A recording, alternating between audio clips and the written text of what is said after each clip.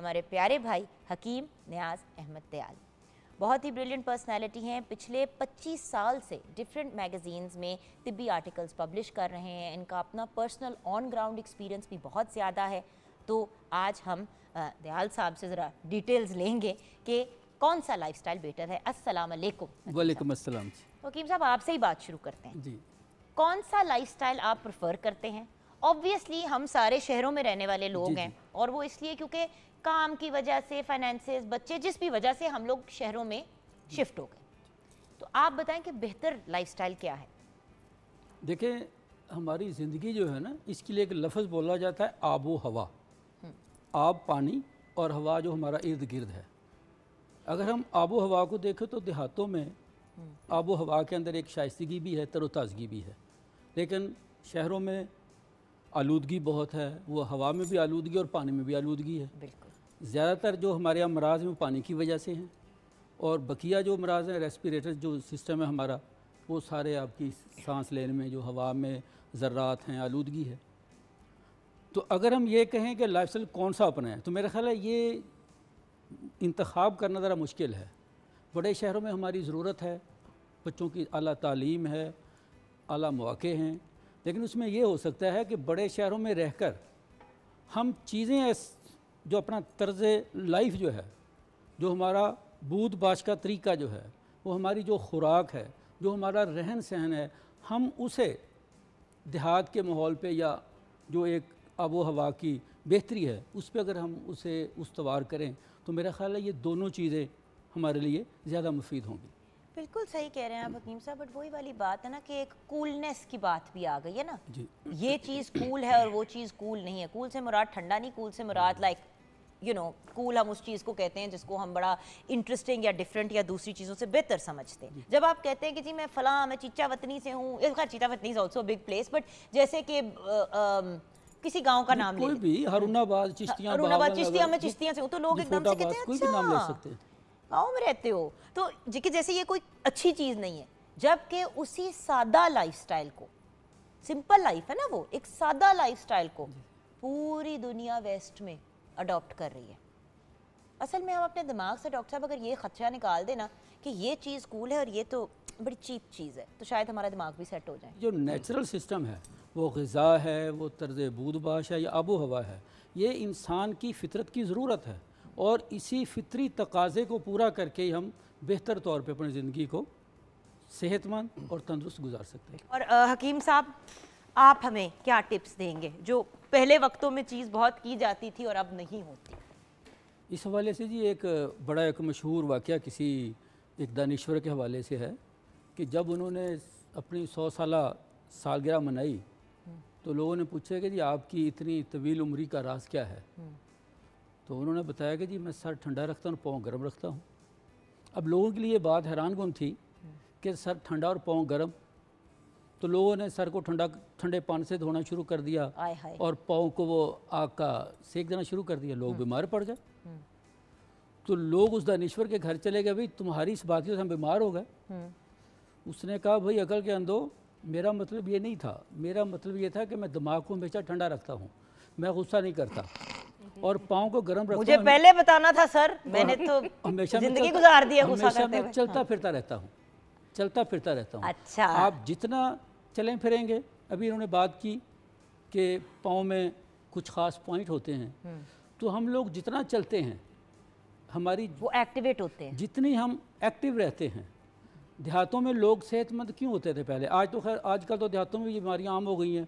लोगों ने जो क्योंकि उन्होंने वेस्टर्न लाइफस्टाइल अडॉप्ट कर लिया ना, और शहरों का लाइफस्टाइल अडॉप्ट कर दिया। अब वो बच्चों को नाश्ते में मतलब जिस तरह लंच बॉक्स में स्कूल में बच्चों को दिया जाता था, गांव में हमेशा होता था कि पराठा और अचार दे दिया या कोई चूरी बना दी, इस तरह भेज दिया। अब बच्चे जो हैं वो चिप्स के पैकेट लेके जा रहे होते हैं और डब्बे वाले जूस, इवन गाँव में जिसपे दुख होता है। हर गली की नुक्कड़ पे आपको फास्ट फूड मिलेगा, देहातों में भी।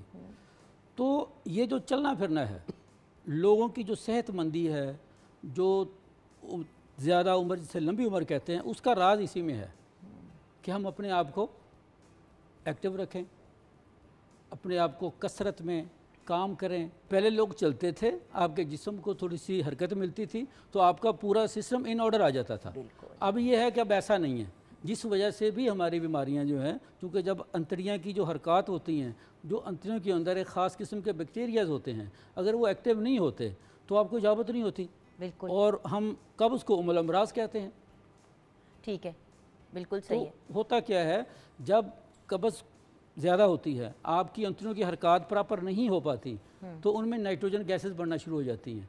फिर उसके बाद तबखीर आती है, तेज़ाबियत आती है, ये हम कहते हैं जी सर चकरा रहा है, या जी आंखों के आगे वो जो एक होता है ना जी, वो होते एक झाके से पढ़ना पंजाबी में कहते हैं। ये सारी चीज़ें सिर्फ इस एक वजह से होती हैं कि हमने सहल पसंदी इख्तियार कर ली है। अच्छा, अब हम चीज़ें क्या क्या यूज़ कर सकते हैं अपनी ज़िंदगी को, अपने लाइफस्टाइल को बेहतर करने के लिए? सर कोई ऐसी टिप्स भी हमें बताएं ना कि भाई जैसे कि आपने कहा एक तो चहलकदमी करनी है, एक्टिव रहना है हमने, ठीक है, उसके अलावा हमने अपनी दिमाग को ज़रा ठंडा रखना है। जी, दिमाग भी ठंडा हो गया, हमने अपनी एक्टिविटी लेवल भी की। कोई ऐसी टिप्स जो गांव, जैसे कि हमने पंजीरी की बात की, पिनियों की बात की, थोड़ा मुझे गाइड करें कि और क्या क्या ऐसी चीज़ें हैं जो लोग अपनी normal day to day life में ऐड कर सकते हैं? क्योंकि आप हमेशा ऐसे, जैसे कि आपने एक मुझे ऑयल दिया था जोड़ों के लिए, उससे बड़ा फ़र्क पड़ा, और सर्दियों में ये भी बड़ा इशू होता है। इसके लिए जी देखें, सबसे जो हेल्दी बात है वो देसी घी। इसके बारे में कहा जाता है कि दूध वधावे बुध, घी वधावे खोपड़ी। दूध वधावे बुध, घी वधावे खोपड़ी। ठीक है। बुध कहते हैं अकल को, और खोपड़ी होती है दिमाग। देसी घी का एक सबसे बड़ा कमाल ये है कि ये हमारी दिमागी सलाहियतें जो हैं उनको परवान भी चढ़ाता है, और उनको ये महफूज भी रखता है। बिल्कुल सही। और इससे क्या होगा, आपके जिस्म में तरावत भी रहेगी। जैसे कि हम जानते हैं कि ज़्यादा अमराज वो खुश्की के, लुब्रिकेशन, हमारे जिस्म ज़्यादा जो अमराज में वो खुश्की के हैं। सर बात एक बताऊं आपको इंटरेस्टिंग, मेरी एक फ्रेंड थी और शी वाज एक्सपेक्टिंग, उसको उसकी गायनेकोलॉजिस्ट ने क्या कहा, उसने कहा तुम हर रोज़ ना दूध में थोड़ा सा देसी घी लेके पी लिया करो, उसको पी लिया करो। तो उसने कहा वाई डॉक्टर साहिबा? उन्होंने कहा बिकॉज एक तो दूध की तुम्हें ज़रूरत है, दूसरी बात प्रेगनेंसी में कॉन्स्टिपेशन का बड़ा प्रॉब्लम होता है, और दवाइयाँ लेके उसको ठीक करने से 100 गुना बेहतर है कि पहले से ही ये देसी घी वाला टोटका करो। उसको पूरी प्रेगनेंसी में एक दफ़ा कब्ज़ का इशू नहीं हुआ, जबकि ख़वातीन चीख रही होती हैं। बिल्कुल ऐसे। सो वही वाली बात है ना, बॉडी को इंटरनली भी लुब्रिकेटेड रहना, दिमाग को भी अपने लुब्रिकेटेड रखना है। दिमाग में खुश्की आएगी तो गुस्सा आता है, तपश आती बंदे को ना, दिमाग को थोड़ा सा तर रहना चाहिए। मैं अपने दिमाग को देसी घी में डुबोने लगी हूँ ब्रेक के दौरान।